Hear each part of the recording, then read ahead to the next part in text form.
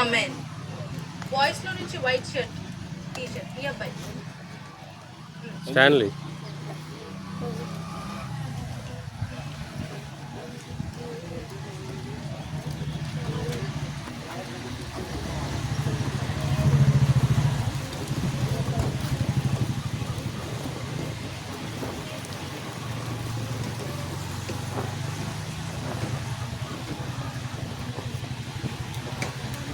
Amen. వినిపించేలాగే చేయాలి. ఓకేనా? ఎవరి గురించి మనం నేర్చుకుంటున్నాము? ఎవరి గురించి? ఎంత దాకా వచ్చారు మోషే గారు?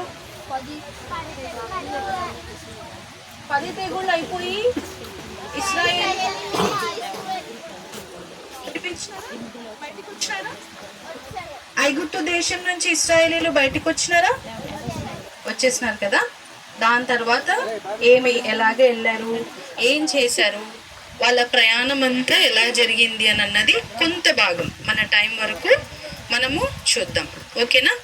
ఈరోజు లెసన్ పేరు దేవునిపై ఆధారపడటం నేర్పిన నాయకుడు. చెప్పండి నాతో పాటు, దేవునిపై ఆధారపడటం నేర్పిన నాయకుడు. ఫస్ట్ లెసన్ పేరు చెప్తారా ఎవరైనా? Very good. దేవుని చేత ఎన్నుకోబడిన నాయకుడు. దేవుని పరిచిన నాయకుడు కదా. ఈరోజు లెసన్ పేరు దేవునిపై ఆధారపడడం నేర్పిన నాయకుడు. ఈ 3 లెసన్ నేమ్స్ లో కామన్ గా మీకు ఏమైనా కనబడుతుందా? వెరీ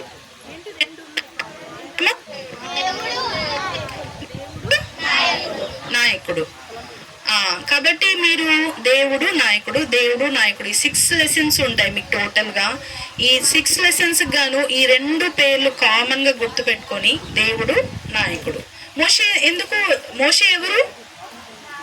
నాయకుడు. మోషే గురించే కదా మనం ఈ వీడియోస్ అంతా తెలుసుకుంటున్నాము. కాబట్టి ఆయన నాయకుడు, కాబట్టి దేవుడు నాయకుడు అన్న ఈ 2 వర్డ్స్ గుర్తు పెట్టుకొని మధ్యలోనే మీరు బై హార్ట్ చేయొచ్చు.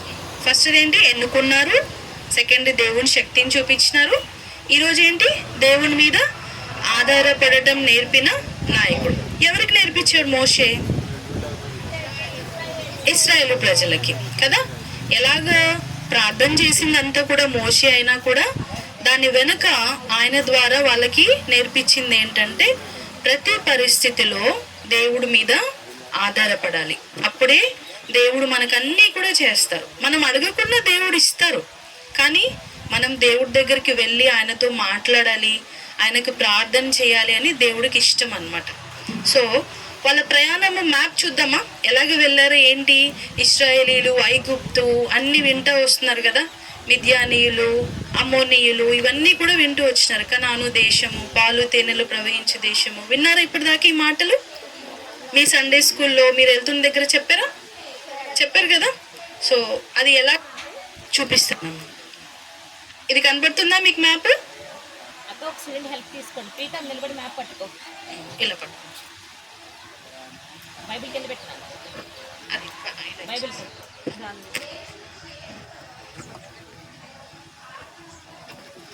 ఇది కనబడుతుందా అమ్మా మ్యాప్? యాక్చువల్గా ఫస్ట్ లెసన్ లో ఏం చెప్పారు అక్క వాళ్ళు? ఇశ్రాయేలీలు ఐగుప్తు దేశంకి ఎంతమంది వచ్చారంట? ఎంతమంది వచ్చారు? 70 మెంబర్స్ వచ్చారు. 70 మెంబర్స్ ఇక్కడి నుంచి ఇక్కడికి వచ్చి 70 మెంబర్స్గా వచ్చారు ఇక్కడికి రావటం. అయితే ఇదంతా ఐగుప్తు దేశం, ఇది మొత్తం కూడా ఐగుప్తు దేశం. అయితే 70 మెంబర్స్ వచ్చారు, అట్లే ఉన్నారా? లేదు. వాళ్ళు పెళ్ళిళ్ళు చేసుకున్నారు, వాళ్ళకి పిల్లలు పుట్టారు, వాళ్ళకి పిల్లలు పుట్టారు. అలాగే ఎంతమంది అయిపోయారంటే 6 lakhs మెంబర్స్ అయిపోయారు. ఏంటి బైబిల్లో ఉన్న నంబర్ ఇది? ఓన్లీ పిల్లలు కాకుండా ఉన్న నంబరు లక్షల్లోకి వెళ్ళిపోయారు. పెద్ద అంకుల్ వాళ్ళు ఏం చెప్తారు అంటే 20 లక్షల మంది దాకా అందరూ కలిపితే, పిల్లలు పెద్దవాళ్ళు అందరూ కలిపితే 20 లక్షల మంది దాకా అయిండొచ్చు. ఊహించుకోండి మన కాకినాడలో ఎంతమంది జనాభా ఉంటారు? మన మొత్తము ఇండియాలో ఎన్ని కోట్ల మంది ఉన్నారు? 140+ ఉన్నారు కదా. సో ఈలాగా మనము ఈ ఫిగర్ని ఊహించుకుంటుంటే ఎన్ని లక్షల మంది, 20 లక్షల మంది ఈ ఇశ్రాయేలీలు అన్నది విస్తరించిపోయినారు. అప్పుడు రాజుకి భయం వేస్తుంది, అమ్మో ఏంటి వీళ్ళు ఇంతమంది అయిపోతున్నారు, మా ఐగుప్తీయులు కాకుండా వేరే దేశం వాళ్ళు వచ్చి ఇదంతా ఆక్రమించేసుకుంటారేమో అని చెప్పి రాజుకి ఒకలాంటి భయం వేసి వాళ్ళని ఏం చేయడం మొదలు పెడతాడు, హింసించడం, బాధ పెట్టడం మొదలు పెడతాడు. దేవుడు వాళ్ళ ప్రార్థనను, వాళ్ళ బాధను చూసి మోషేను పంపించి బయటికి రప్పిస్తారు. అక్కడ దాకా విన్నామా మనం. ఇప్పుడు ఐగుప్తు నుంచి బయటకు వచ్చిన తర్వాత వాళ్ళు ఇలా ఇక్కడ నుంచి ఇక్కడికి వచ్చారా, కనబడుతుందా మీకు ఈ లైన్? ఇక్కడ రామశేషం ఉంది కదా, ఇక్కడ నుంచి ఇక్కడికి వచ్చారు. ఈ జర్నీ ఎంత టైం పడుతుంది అంటే ఒక 10 days అప్రాక్సిమేట్గా, 10, 11, 14, కొంతమంది 7 days అని కూడా అంటారు. ఒక 1 week 10 days జర్నీ సరిపోతుంది. మళ్ళీ వీళ్ళు ఇలా తిరిగి వెళ్ళిపోవచ్చు. ఇక్కడ ఒక 70 members వచ్చి అన్ని లక్షలు విస్తరించిన తర్వాత మళ్ళీ ఇలా వెళ్ళిపోవచ్చు లేదా? ఏ దారిలో వచ్చారో ఆ దారిలో వెళ్ళిపోతామా? మీరు ఇంటికి ఎలా, మందిరంకి ఎలా వచ్చారో ఆ దారిలో వెళ్ళిపోతారా, లేకపోతే మొత్తం అంతా వెళ్తారా? సేమ్ టైం పడుతుంది కదా. మరి దేవుడు ఇలా ఎందుకు ఈ చిన్న మార్గంలో తీసుకెళ్ళలేదు వీళ్ళని? ఇదంతా వాళ్ళు ప్రయాణం చేసిన ఇదంతా ఇలా ఇలా తిరిగి ఇలా ఇలా ఇలా ఇలా తిరిగి ఇలా తిరిగి ఇక్కడ తీసుకొని వచ్చి ఇక్కడ ఆగారనమాట. అప్పుడు కనాను దేశంకి వచ్చారు. ఇది షార్ట్ డిస్టెన్సా? ఇది ఎంత షార్ట్ డిస్టెన్సా? స్ట్రైట్ వెళ్ళిపోవచ్చు కదా. దేవుడు అలా అనుమతించలేదు. ఎందుకు? వాళ్ళకి ఏవో నేర్పించాలి. ఇశ్రాయేలు ప్రజలకి దేవుడి గురించి ఏదో వాళ్ళకి నేర్చుకోవాలి. జీవితంలో వాళ్ళు దేవుడి మీద ఆధారపడడం ఎలాగా, కష్టాలు వచ్చినప్పుడు సనుక్కోకుండా ఏ రీతిగా వాళ్ళని చక్కదిద్దుకోవాలి. తర్వాత వాళ్ళని యుద్ధశూరులు అంటే వాళ్ళని స్ట్రెంథెన్ చేయడానికి, బలపరచడానికి దేవుడు ఇంత డిస్టెన్స్, ఇంత లాంగ్ డిస్టెన్స్ జర్నీ చేసేలాగా చేశారు. అయితే ఇది ఎంతకాలం పట్టింది అనుకుంటారు మీరు? ఈ జర్నీ అంతా, ఇదంతా తిరిగి వెళ్ళటానికి 6 months, 1 year. ఇంకా అమ్మాయిలు చెప్పండి, ఎంతకాలం పట్టింటుంది ఇది మొత్తం ఇలా వెళ్ళి తిరిగి వాళ్ళ కనాను చేరడానికి? 40 years. Very good, 40 years పట్టిందంట. ఎవరైనా ఇక్కడ 1 year జర్నీ చేసాము అంటే మేము అని ఉన్న వాళ్ళు చేయొద్దండి. కంటిన్యూస్గా 1 సంవత్సరం మొత్తం మేము జర్నీ చేసాము అని అన్న వాళ్ళు చేయొద్దండి. 6 months, 1 month, పోనీ 1 week, 1 day మొత్తం జర్నీ చేశారా? మొత్తం 24 hours. Okay, good. అయితే మీరే గ్రేట్ నాకండి. నేను 15 hours ఇప్పటిదాకా మ్యాక్సిమం. ఓకేనా? మనం 1 day కూడా, మీలో కొంతమంది కూడా ఎత్తలేదు, కొంతమంది చేతులు ఎత్తారు. 1 day జర్నీ కూడా మనకు కష్టమేనా? జర్నీ చేసి వస్తే ఎంత అలసట ఉంటుంది కదా. ఇంకా ఆ రోజంతా పడుకునే ఉంటాం అవునా? ఏం చేయకుండా కూడా జర్నీ అంటే అలసట ఉంటుందా లేదా? అది మనకి అన్ని మమ్మీ స్నాక్స్ పెట్టించి, బాక్స్ అన్ని రెడీ చేసి, మనకి అన్ని వాటర్ బాటిల్, అన్ని ఎంటర్టైన్మెంట్కి బుక్స్, ఫోన్స్ అన్నీ పెట్టుకొని మనము వెళ్తాం అవునా? అయినా కూడా మనకి విసుగొస్తుంది. మళ్ళీ ఇశ్రాయేలీలు 40 years జర్నీ ఇక్కడ నుంచి స్టార్ట్ అయ్యారంటే ఇంకా వెళ్తూనే ఉన్నారు. అలాగ 40 years అక్కడక్కడ ఆగుతూ వెళ్తూ వచ్చారనమాట. వాళ్ళందరినీ ఎవరు నడిపిస్తున్నారు? ముందుండి దేవుడు నడిపిస్తున్నారు. ఎవరి సహాయంతో? మోషేను వాడుకొని దేవుడు వాళ్ళందరినీ కూడా ముందు నడిపిస్తూ వస్తున్నారు. ఎట్లా ఉంటుంది కదా, అన్ని లక్షల మంది వెనకలు వస్తుంటారు, దేవుడేమో మోషేమో ముందు వెళ్తుంటారు. అంతమందిని ఎలా నడిపించుకుంటారు కదా. మీ క్లాస్లో ఎంతమంది ఉంటారమ్మా స్ట్రెంత్? 40, 30. దానికి ఒక లీడర్ ఉంటారా? మళ్ళీ ఏబిసి సెక్షన్స్ ఉంటాయా మీకు? మరి మోషే కల్లా సెక్షన్స్ ఏం లేవు, అప్పుడు క్లాసెస్ ఏం లేవు. అందరినీ కూడా తనే నడిపించుకుంటూ తీసుకెళ్ళాడు అనమాట. దేవుడు కార్యం అది. దేవుడు ఆయన అల్పమైన వాళ్ళు అయినప్పటికీ కూడా దేవుడు శక్తిని బట్టి దేవుడు అతని ద్వారా ఇశ్రాయేలు ప్రజలందరినీ మీరు ఇలా రండి మెండొస్తుంది.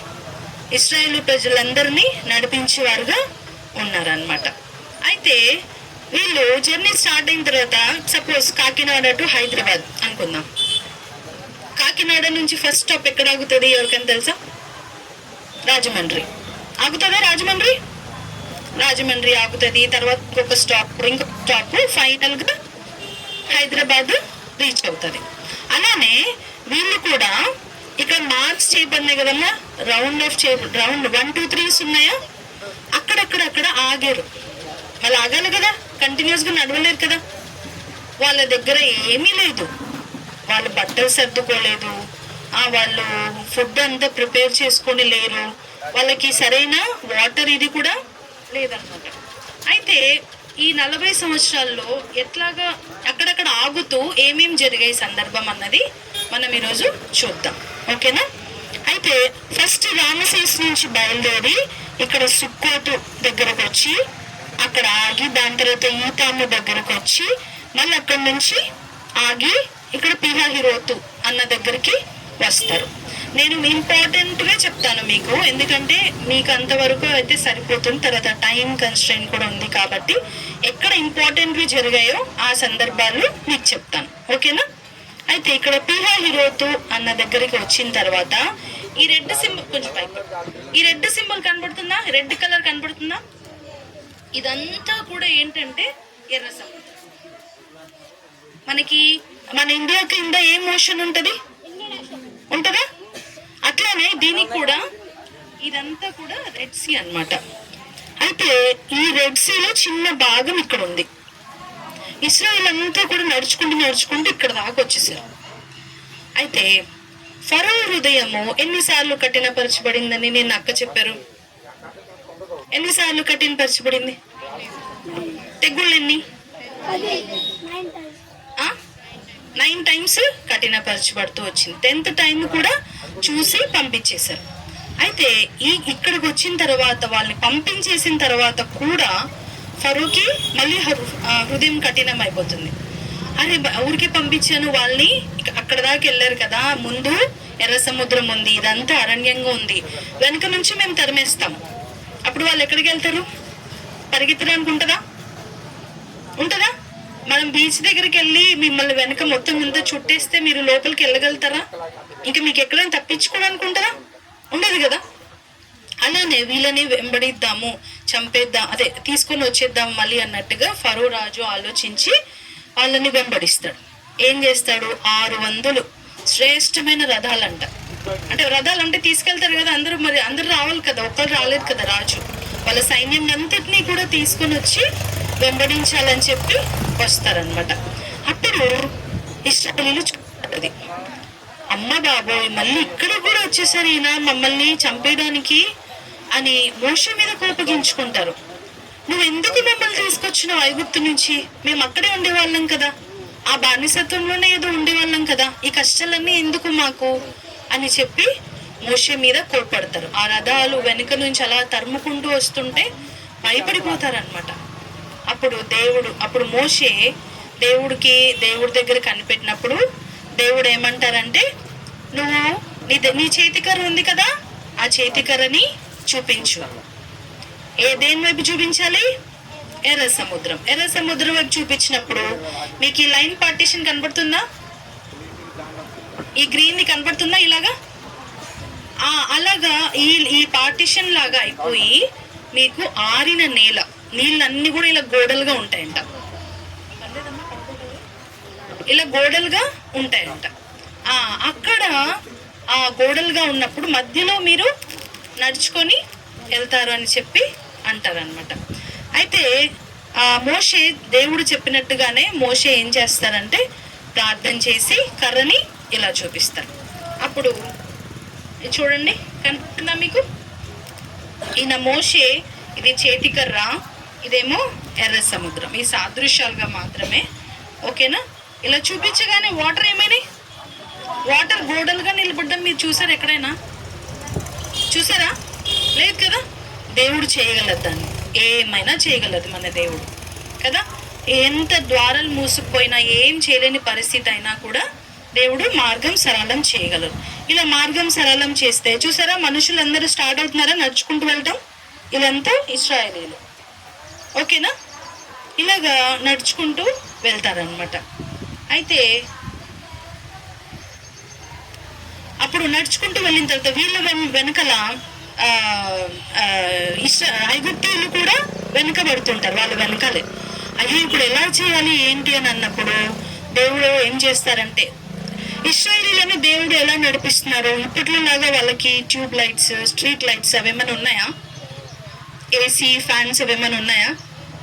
లేదు కదా. ఎలాగా పగలు ఎలాగున్నారంట, రాత్రి ఎలాగున్నారంట? లెసన్ లో విన్నాం కదా మనం, ఏ స్తంభముగా పగలు, ఏ ఇద్దరే చెప్తున్నారు, మిగతా వాళ్ళు వినట్లేదా? పగలు ఎట్లా ఉన్నారంట? మేఘస్తంభముగా, రాత్రి అగ్నిస్తంభముగా ఉండి వాళ్ళని నడిపిస్తున్నారా. అయితే ఇశ్రాయేలీల ముందున్న మేఘం ఏం చేసిందంట, ఐగుప్తుల వెనకలోనే ఉన్నారా, ఈ మేఘం వెళ్ళి ఇశ్రాయేలీల వెనకల నిలబడిందంట. అప్పుడు ఏమైంది, ఐగుప్తులకంతా చీకటి వచ్చేసిందంట. ఇంకా వాళ్ళకి ఏం కనిపించడం లే, వాళ్ళని పట్టుకోవాలన్నా, ఇశ్రాయేలీని పట్టుకోవాలన్నా ఏం కనిపించడంలా. కాబట్టి వీళ్ళేమో దాటిపోయారు, ఇశ్రాయేలీలు మంచిగా. అప్పుడు దేవుడు ఏం చేశాడంటే, మళ్ళీ నువ్వు ప్రార్థన, అది కర్ర చూపించు, నీ చేతి కర్ర, దేవుని కర్ర చూపించు అని అన్నప్పుడు ఆ నీళ్ళు ఏమైనాయి అంట, వాళ్ళని తిరిగి ముంచి వేసినవిగా ఉంటున్నాయి. ఎవరిని? ఇశ్రాయేలీలు దాటిపోయారు, ఐగుప్తీయుల్ని ముంచి వేశారు. ఇదేమో ఇశ్రాయేలీలు ఎర్ర సముద్రం మధ్యలో నడుచుకుంటూ వెళ్తున్నది. చూడండి ఎంత క్లియర్ గా రోడ్డు ఉంది కదా. మన పరిస్థితుల్లో కూడా దేవుడి మీద ఆధారపడినప్పుడు ఎంత కష్టమైనా, మనకి ఎంత ఇబ్బంది అయినా కూడా దేవుడు మనకి మార్గం సరళం చేస్తారు. మంచిగా ఆ పనిలో మనకి సహాయం చేసే వాళ్ళుగా ఉంటారు. అయితే మళ్ళీ కర్ర చూపించినప్పుడు ఏమైంది, నీళ్ళన్నీ వచ్చేసి వీళ్ళు చూడండి ఐగుప్తీయులు అనమాట, వాళ్ళ రథాలు వాళ్ళు అంతా ముంచేసిందా. ఇదంతా చూడండి, తిరిగి మళ్ళీ ఈ గోడలన్నీ వెళ్ళిపోయి వాటర్ అంతా వాళ్ళ మీద పడిపోయింది. వాళ్ళు బ్రతుకుతారా? ఇంకా చచ్చిపోయారు. సో ఇదంతా చూసి ఎవరమ్మా, అందరూ చనిపోయిన వారుగా ఉంటారనమాట. అయితే దేవుడు ఏ రీతిగా వాళ్ళని ఇంత గొప్పగా ఎర్ర సముద్రం దాటేసి, చూడండి ఇక్కడ కూడా మీకు ఫోటో కనపడుతుంది, కొంచెం చిన్నగా పిక్చర్ లాగా పెట్టారు, ఎర్ర సముద్రం దాటి నడిపించారు. అప్పుడు ఇశ్రాయేలీలు, అయ్యో మేము అనవసరంగా దేవుడి మీద మోషే మీద కోపడినాము, శనిగాం కదా, దేవుడు ఎంత గొప్ప కార్యం చేసినారు, ఇంత కష్టమైన పని అయినా కూడా అని ఇశ్రాయేలీలు దేవుణ్ణి స్తుతిస్తారనమాట. అట్లానే మోషే, అహరోను, మోషే ఫ్యామిలీ చెప్పండి, మోషే తల్లిదండ్రులు ఎవరు? నూనమ్మ, మిగతా వాళ్ళు చెప్పండి ఎవరు? యొకబేదు తల్లి, అమ్రాము తండ్రి, అన్న. సిస్టర్స్ ఎవరు లేరా? మిరియాము కదా. వీళ్ళు 5 మెంబర్స్ టోటల్గా. సో అందులో అహరోను, వాళ్ళ అన్న, వాళ్ళ అక్క, ఆ మోషే, మిగతా అందరూ కూడా దేవుని స్తుతించినారు. ఎందుకు? లేకపోతే చచ్చిపోయే వాళ్ళు కదా.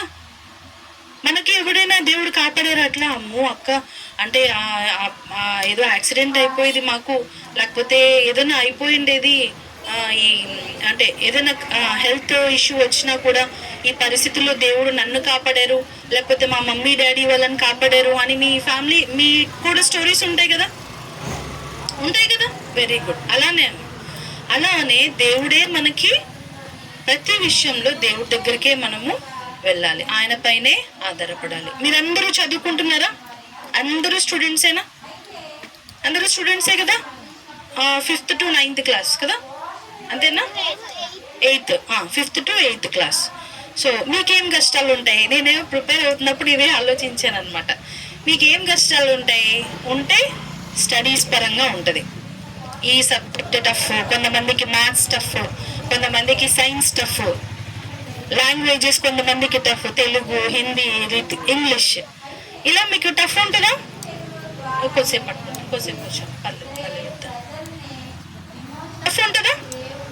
ఉందా? అట్టుగా లేదా కొంతమందికి ఇంట్లో మేబీ పరిస్థితులు బాగుండకపో, అది ఎవరికి తెలియదు, మీకే తెలుసు కదా.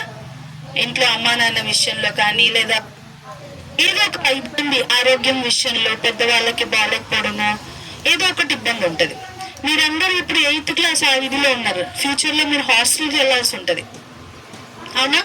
మీకు పెద్ద పెద్ద ఎయిమ్స్ ఉంటాయి, ఇది అవ్వాలి అది అవ్వాలి అని ఉంటుందా. నేను ఐఐటి చేయాలి, లేకపోతే ఎంబీబీఎస్ చేయాలి, ఐఏఎస్ అవ్వాలి, ఇట్లా ఎన్నో ఉంటాయి కదా. కొంతమంది మిషనరీగా నేను అవ్వాలి అని అన్నది ఉంటుందా. అయితే మన శక్తితో, మన జ్ఞానంతో మనం చేయలేము దేన్ని కూడా. అది మనకి ఎంతో పెద్దదిగా కష్టంగా అనిపించవచ్చు. అది ఇప్పుడు ప్రజెంట్ ఇయర్ మాట్లాడుకుంటే నాకు ఈ సబ్జెక్ట్లో కష్టం ఉంది ప్రభా, నా వల్ల అవటం లేదు అని వినాలి. మీ ఫస్ట్ ఎండలో ఉన్నది ఇటు వచ్చి కూర్చోండి. ఎండలో మళ్ళీ ఏమన్నా ఇదవుతే లేవండి, ఫస్ట్ మీ ఇక్కడ ముందు కూర్చోండి, లేవండి, ఎండలో ఉండకూడదమ్మా.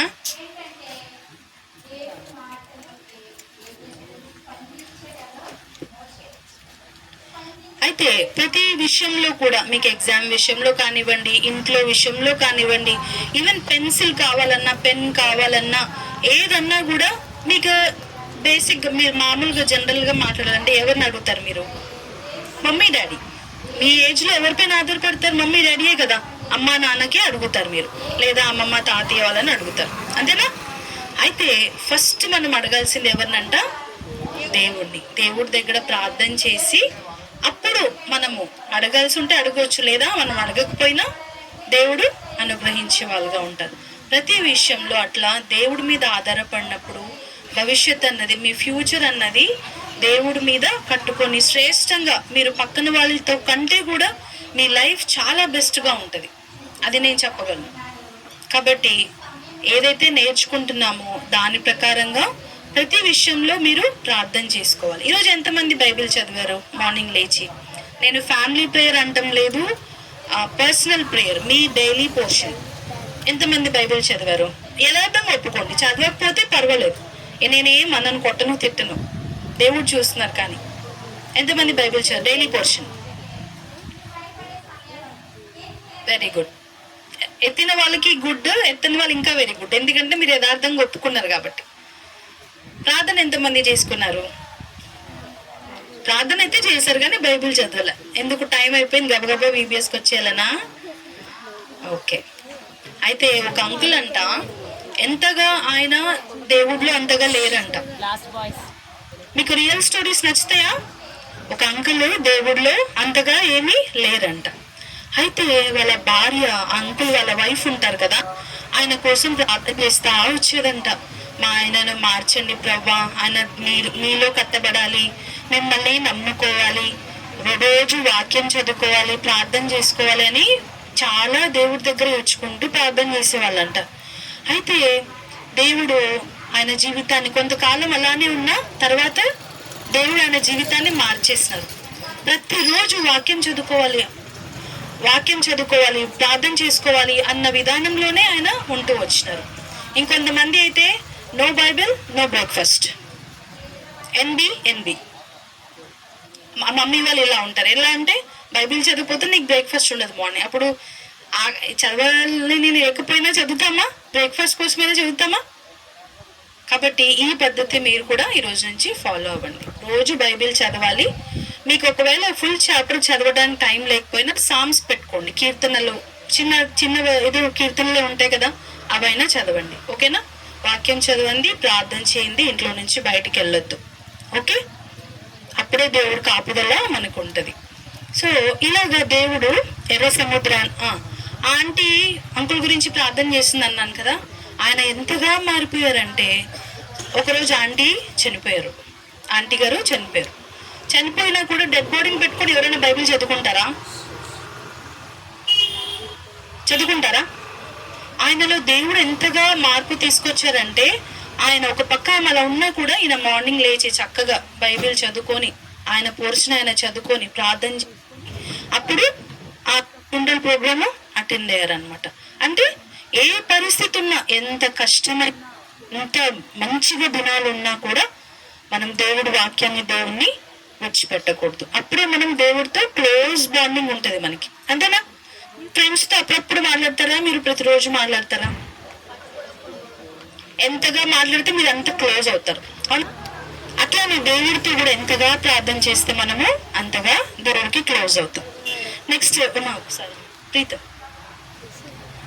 ఇక్కడ నుంచి ఇంకా చిన్నగా క్లోజ్ చేసేస్తాను. ఇక్కడ నుంచి బయలుదేరే వాళ్ళు మారా, ఇక్కడ మారా అనే స్థలం ఉందా, ఇది కనబడుతుందా మీకు? ఇక్కడ వస్తుంది.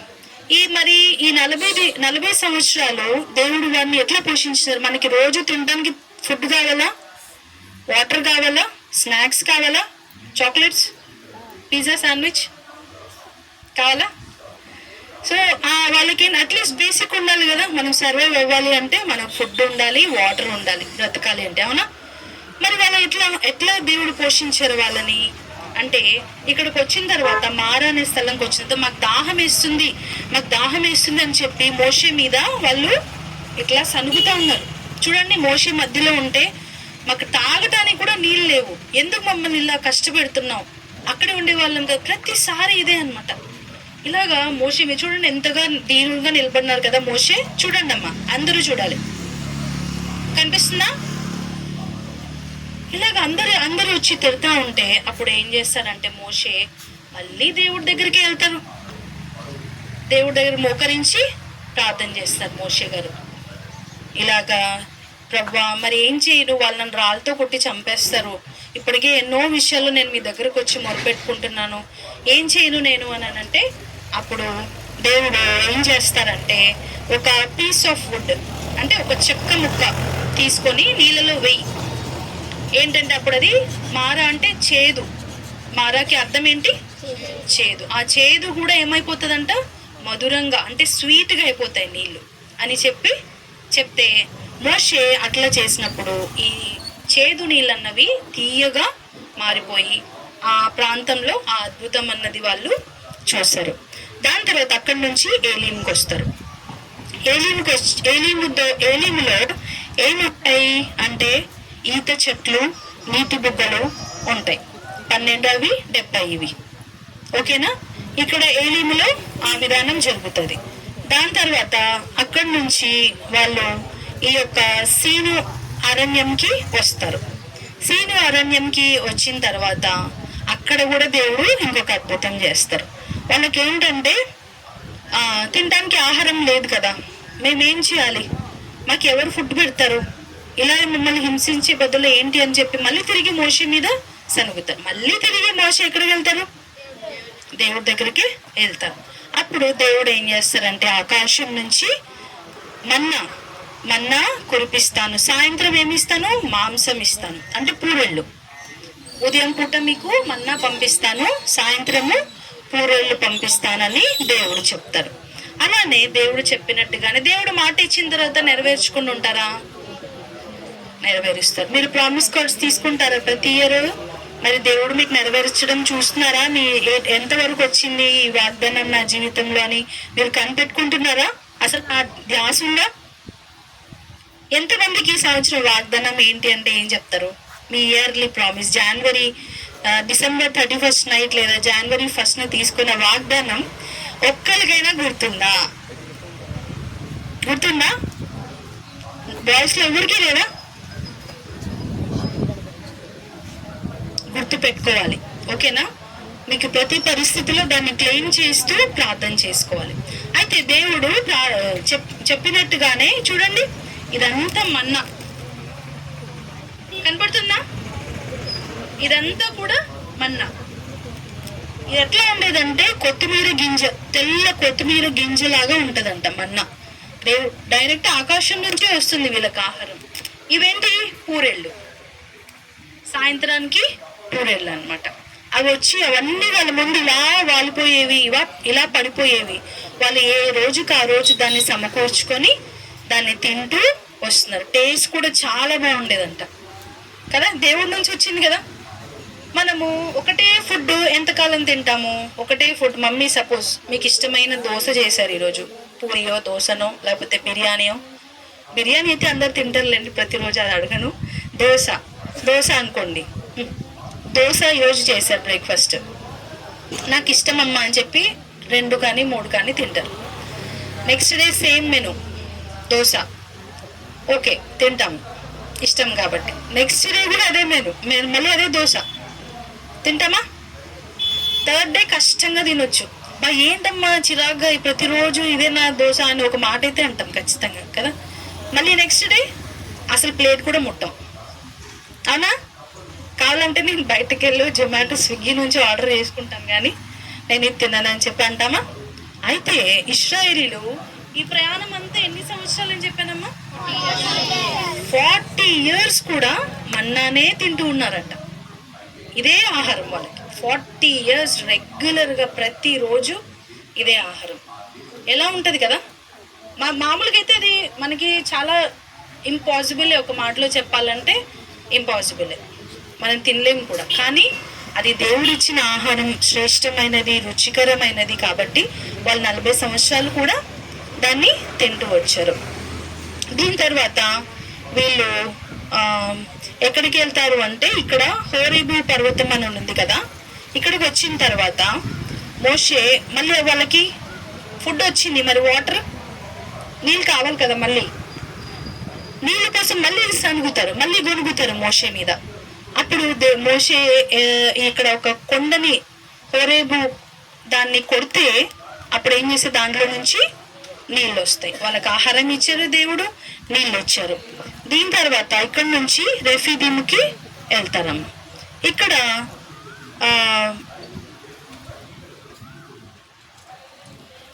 రెఫీదీముకి అక్కడి నుంచి బయలుదేరి వెళ్తారు.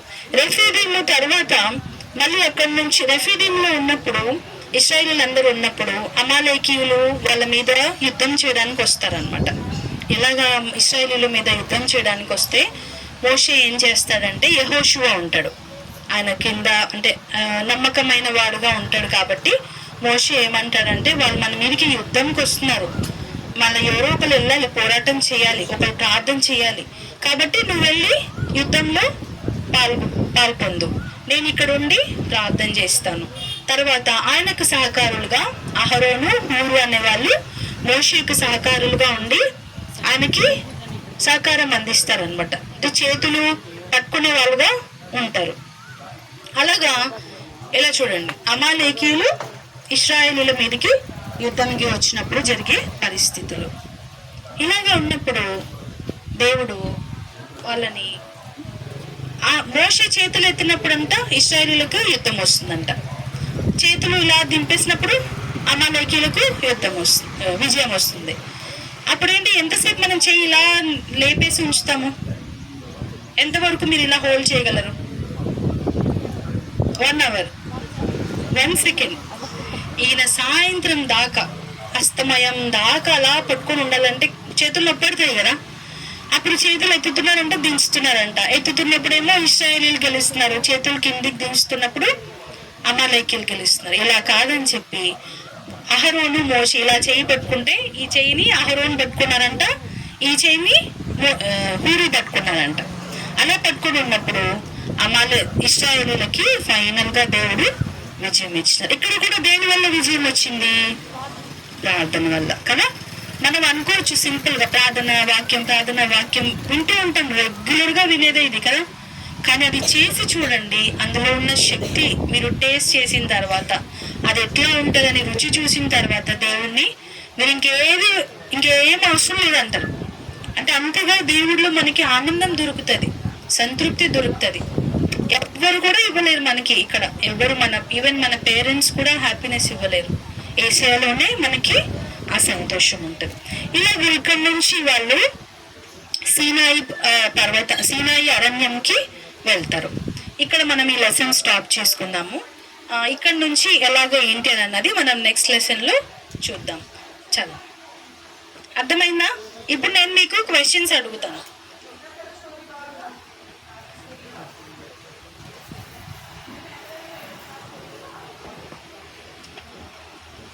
తర్వాత మోషే యొక్క భార్య పేరు ఏం విన్నాము?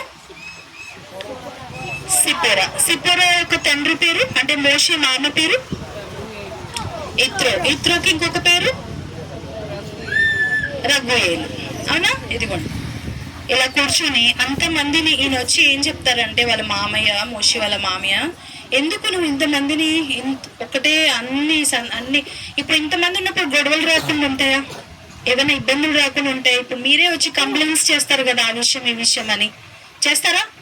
అట్లా ఈయన అందరినీ డీల్ చేస్తుంటే నువ్వెందుకు ఒక్కడివే కష్టపడతావు? కొంతమంది లీడర్స్ గా నియమించు అని చెప్పి ఇంతమందికి అని చెప్పి అంటారు అనమాట. దేవుడు ఆ విషయం కూడా మోషే ఆ విషయం కూడా వింటారు. పర్వతాన్ని ఇదిగోండి ఇక్కడ దాకా వెళ్ళి మోషే నిల్చుంటారు. దీని తర్వాత ఏంటి అని అన్నది, దేవుడు ఇక్కడ ఏమేమి చేశారు, తర్వాత ఎలాగ ముందుకు నడిపించారు అన్నది నెక్స్ట్ లెసన్ లో తెలుసుకుందాం. సో ఈరోజు ఏం నేర్చుకున్నాం? దేవుని మీద ఎలాగ ఆధారపడాలి. చిన్న పిల్లలైనా కూడా మీ ప్రేయర్స్ అంటే ఇంకా ఇష్టం దేవుడికి. చిన్నప్పుడు మా మమ్మీ డాడీ ఫ్యామిలీ ప్రేయర్లో మాతో చేపించేవాళ్ళు. మీరు చేయండి ఈ విషయం గురించి అని చెప్పేవాళ్ళు. ఎందుకంటే మేము చేస్తే అంటే చిన్న పిల్లలు చేస్తే దేవుడికి ఇష్టం అంట, దేవుడు తొందరగా ఆన్సర్ ఇస్తారంట. అలాగే మీరు ప్రార్థన చేసే ప్రతి విషయంలో కూడా ఆయన మీద ఆధారపడం. అలా ఆధారపడ్డామా? హాస్టల్స్కి వెళ్ళినా అప్పుడు అమ్మ నాన్న పక్కన ఉంటారా? ఇప్పుడు అందరూ ఉన్నారు, రేపు పొద్దున ఫ్యూచర్లో ఉంటారా? అలానే నాట్ ష్యూర్ కదా. అలాంటప్పుడు ఉన్నా కూడా దూరంగా ఉన్నా దగ్గర ఉన్నా మన ఫస్ట్ ప్లేస్ ఎవరికి ఇవ్వాలి? దేవుడికి ఇవ్వాలి. ప్రతి విషయంలో ఆయన మీద ఆధారపడినప్పుడు అద్భుతంగా దేవుడు మనకి సహాయం చేసే వాళ్ళుగా ఉంటారనమాట. ఈ రోజు కంటత వాక్యం, బైబిల్ తీయండి అందరూ.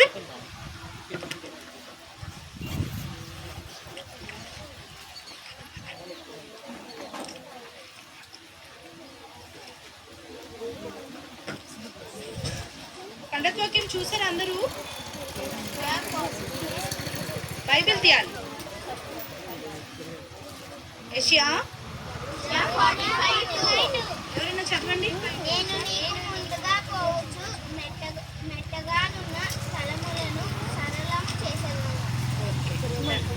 ఒకసారి చెప్పండి. నేను నీకు ముందుగా పోవచ్చు, మెత్తగానున్న స్థలములను సరళము చేసేదను. యెషయా 45:2. యెషయా 45:2. నేను నీకు ముందుగా పోవచ్చు, మెత్తగానున్న స్థలములను సరళము చేసేదను. యెషయా 45:2. యెషయా 45:2. ఓకే, ప్రార్థన మోకరించండి.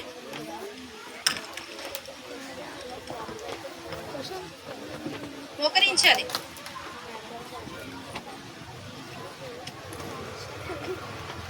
ప్రేమ కలిగిన తండ్రి, దయగలిగిన ఆయన, కృప కలిగిన దేవా, మీ పాదాలకు వందనాలు చెల్లిస్తా ఉన్నాం తండ్రి. ఈ లెసన్ లో కూడా మాకు చేసిన బట్టి వందనాలు ప్రభా.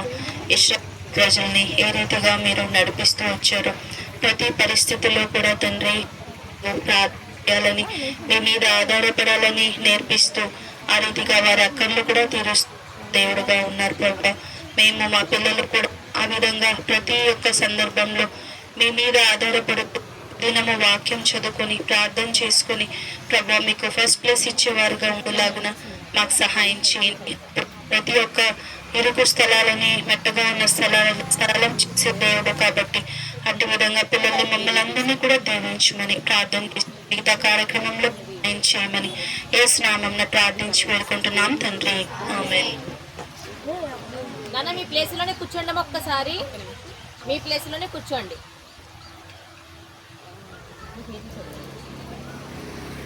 నేను ఇప్పుడు నేమ్స్ చదువుతాను, వాళ్ళందరూ వచ్చారా లేదా చెప్పండి, ఓకేనా? ప్రెసెంటా అబ్సెంట్? సన్నత్ ఉన్నాడా? నెక్స్ట్ సందీప్, అభిషేక్, బెంజమిన్, మణికుమార్, నవదీప్, వర్ణేష్, వినోద్, సంజయ్, రాజా హేమంత్, చార్లెస్, సంజయ్ విల్సన్, ప్రదీప్, అభిషేక్, దీపక్. నాన్న ఒక్కసారి బెంజమిన్ ఎవరు? ఇలా నాన్న నీ బాటిల్ నీ బైబిల్ పట్టుకుని వచ్చి త్వరగా. ప్రదీప్, ఇక్కడ ఉన్నాను. హేమంత్, హేమంత్ ఇక్కడ నిలబడినాను. నవదీప్, నవదీప్. వర్ధన్, సత్యవర్ధన్. సంజయ్.